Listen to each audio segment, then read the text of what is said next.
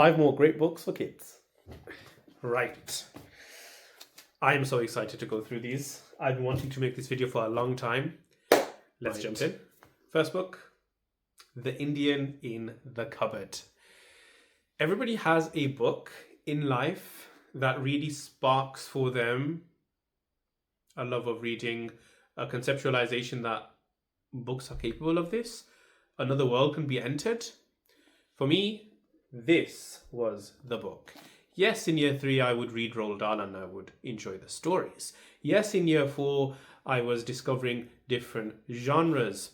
But the book that really made me fall in love with this whole subject of reading, this whole idea of reading, The Indian in the Cupboard. What is this book? I'm probably going to do a separate video on this. In fact, I'm definitely going to do a separate video on this because life-changing, as I mentioned.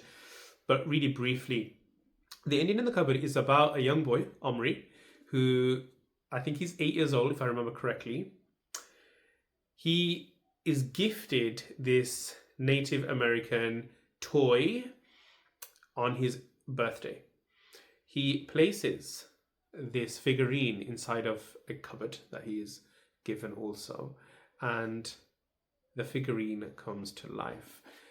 After that ensues a collection of adventures, time travel, back into the past. This book is that magical adventure and escape to another land. One of my favorite books of all time. Definitely in my top 3. Absolutely the most life-changing book because it is what really got me into reading. This is the book if you want to have your child really feel something different and feel something special. The Indian in the Cupboard.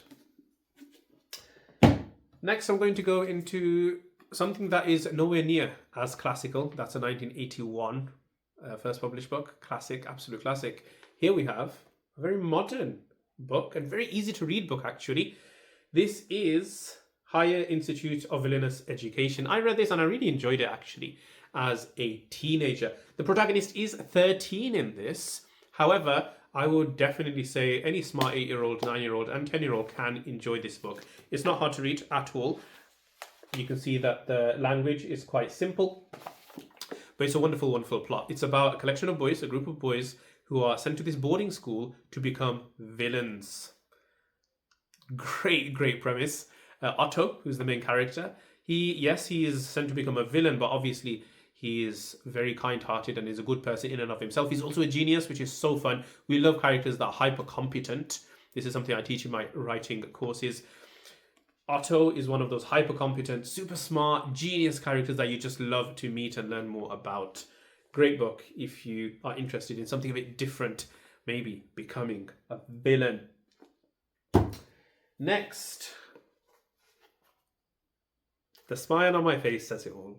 This is Holes. I adore this book. I've made a separate video on this, but briefly. This book is about Stanley Yelnats, who goes through some tough times.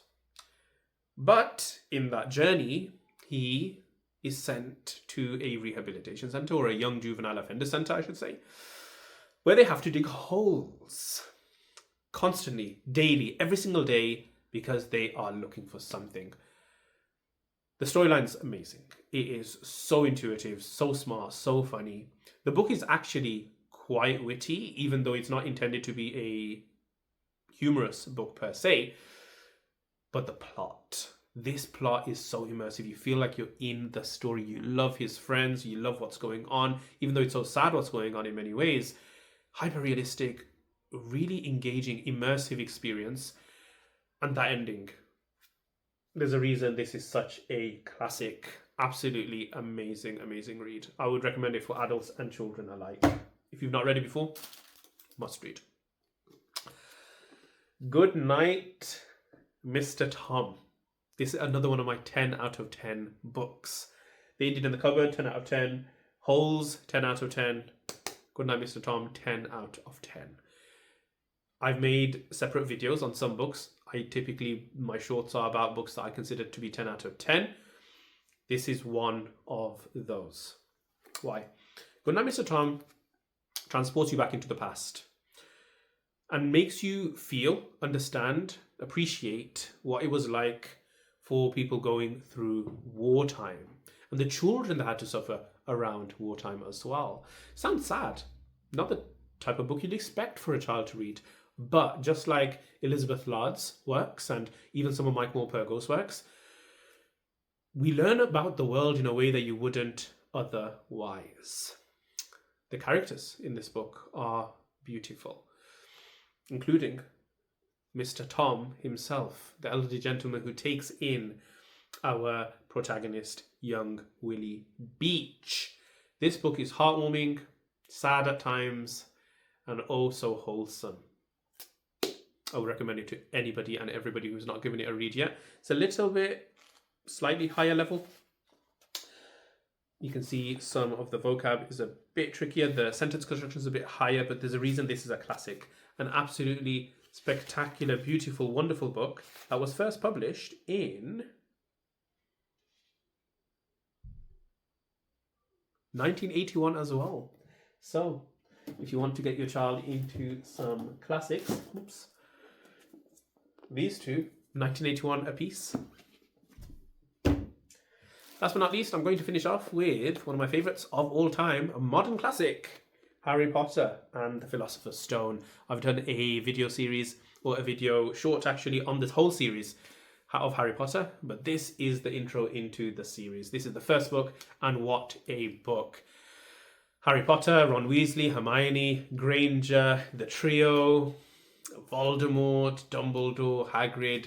These characters are pop cultural legends. The story is so immersive. You feel like you are in Hogwarts. You feel like you're going through the life of Harry himself, seeing it through his eyes. J.K. Rowling is an amazing, amazing author. Her ability to construct a world that you feel so immersed in is next to none. Also, hooked every chapter. You will be hooked every single chapter. No one gets to the end of this book and says they don't like Harry Potter. I've yet to meet a child. Anyway, yes, people criticize it before they've read the first book. I've had children who say that, oh, I'm not going to enjoy Harry Potter. It's too fantasy. It's too magical based. I tell them just read the first book and then say the same thing. They read the first book and I've never had a child say the same thing. The book will win you over. The world will win you over. The world building, the characters, the plot, the mystery. Everything about this book is so beautiful and so well done. And with that, we have our 5 next recommended books.